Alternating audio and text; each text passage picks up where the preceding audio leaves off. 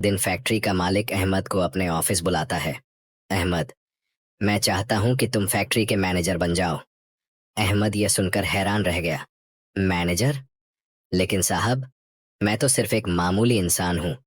यह बहुत बड़ी जिम्मेदारी होगी। मालिक मुस्कुराया। अहमद, तुम्हारी ईमानदारी और मेहनत की वजह से फैक्ट्री का कारोबार दिन ब दिन बढ़ रहा है। मैं चाहता हूं कि तुम इसे और आगे ले जाओ। अहमद के लिए यह एक बहुत बड़ी बात थी। उसे अपना पुराना वक्त याद आ गया, जब वह सड़क पर फलों की रेहड़ी लगाता था। अल्लाह ने उसे कहां से कहां पहुंचा दिया था। उसने सिर झुका लिया। अगर यह अल्लाह की मर्जी है तो मैं इस जिम्मेदारी को निभाने की पूरी कोशिश करूंगा। अब अहमद की तनख्वाह पहले से कई गुना बढ़ चुकी थी। उसका जीवन पहले से कहीं बेहतर था, लेकिन फिर भी उसका दिल बेचैन था। एक दिन वह ऑफिस में बैठा था कि अचानक उसे अपनी माँ की याद आई। उसे याद आया कि जब वह गांव से निकला था, तब माँ ने रोते हुए कहा था, बेटा, चाहे कहीं भी रहना, मगर हमें भूल मत जाना। अहमद की आंखें नम हो गईं। वह अब तक अपनी मुश्किलों में इतना उलझा हुआ था कि अपने घर वालों से मिलने भी नहीं गया था।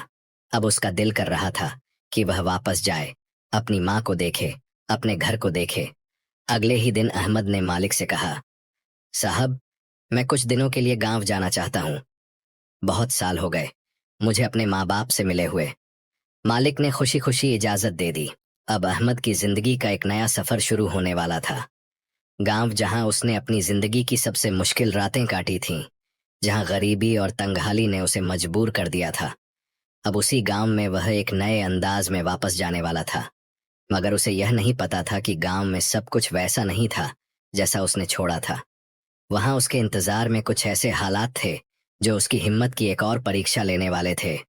अहमद के लिए यह सफर बहुत खास था। जब वह शहर छोड़कर गांव जाने के लिए निकला, तो उसके दिल में अजीब सी हलचल थी। उसे अपने पुराने दिन याद आ रहे थे। वही तंगहाली, माँ बाप की तकलीफें, भूख और बेबसी। लेकिन अब वह हालात से हार कर नहीं, बल्कि अल्लाह के करम से एक मजबूत इंसान बनकर लौट रहा था। जब अहमद गांव पहुंचा, तो उसे वहां की हालत देखकर धक्का लगा। कई घर जर्जर हो चुके थे, खेत सूखे पड़े थे, और लोग पहले से ज्यादा परेशान नजर आ रहे थे। उसे सबसे ज्यादा फिक्र अपने घर की थी। वह तेज कदमों से अपने पुराने मकान की ओर बढ़ा, मगर वहां पहुंचकर उसकी आंखें नम हो गईं। उसका छोटा सा घर अब बहुत कमजोर हो चुका था। दरवाजे की लकड़ी गल चुकी थी, और आंगन में उग आई घास यह बता रही थी कि यहाँ बहुत वक्त से कोई देखभाल नहीं कर रहा था। अहमद ने अंदर कदम रखा और देखा कि उसकी माँ एक पुराने चटाई पर बैठी थी। उनके कपड़े फटे हुए थे और शरीर पहले से ज्यादा कमजोर लग रहा था। अम्मी, उसकी आवाज सुनकर माँ ने थके हुए अंदाज में सिर उठाया, मगर जब उन्होंने अहमद को देखा तो उनकी आंखों में चमक आ गई।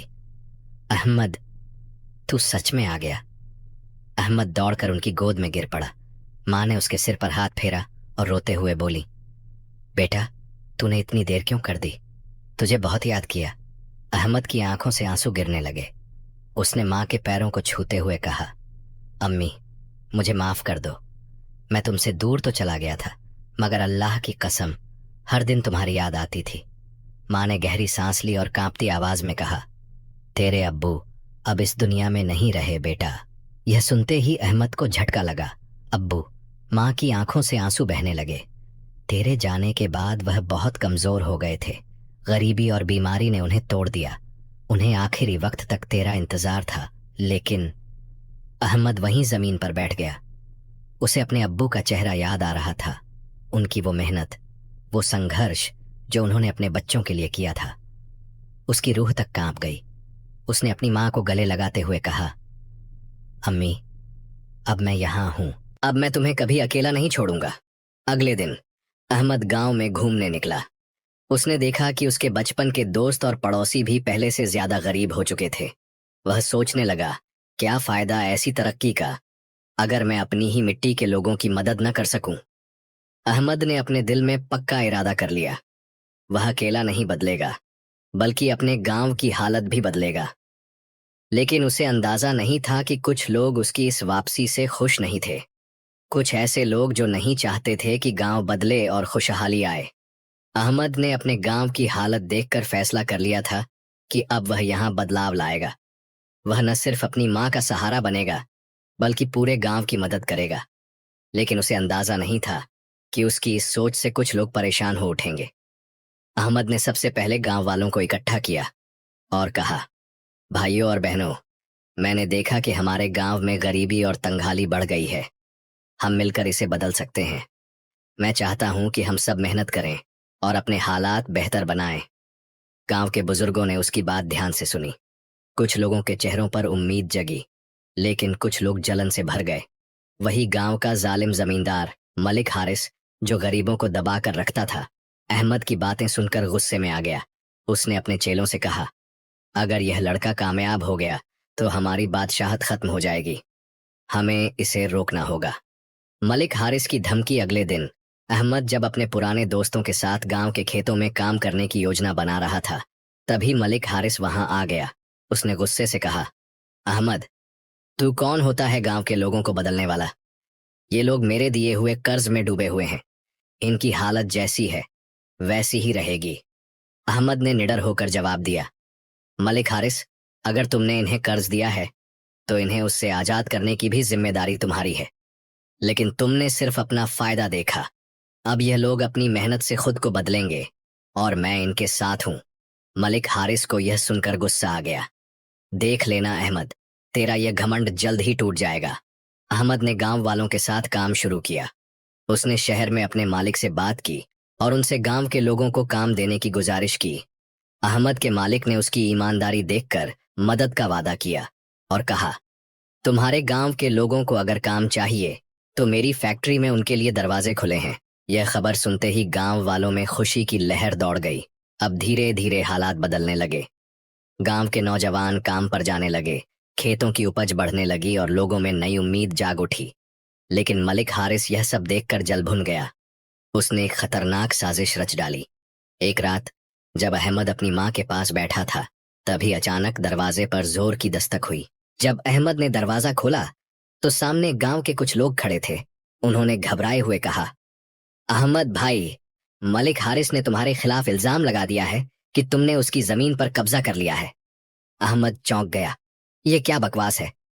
لوگوں نے کہا، اس نے پنچایت بلائی ہے اور کہا ہے کہ اگر تم بے گناہ ہو تو سب کے سامنے ثابت کرو۔ احمد سمجھ گیا کہ یہ سب ایک سوچی سمجھی چال ہے۔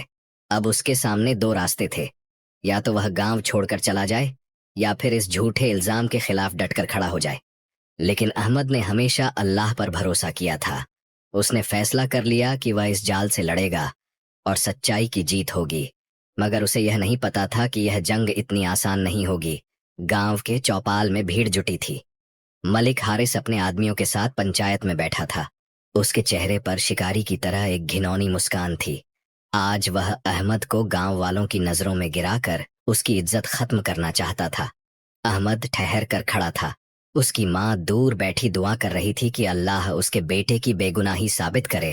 گاؤں کے بزرگوں میں سے ایک حاجی صاحب بولے، ملک حارث، تمہارا الزام کیا ہے؟ ملک حارث نے بناوٹی غصے سے کہا، یہ احمد ایک غریب بن کر گاؤں لوٹا تھا، لیکن اب دیکھو، اچانک اس کے پاس پیسے کہاں سے آ گئے؟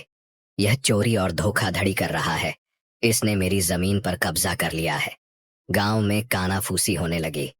کچھ لوگ احمد کو ایماندار مانتے تھے تو کچھ اس الزام سے الجھن میں پڑ گئے۔ احمد نے نڈر ہو کر کہا، میں نے کوئی چوری یا دھوکہ نہیں کیا ہے۔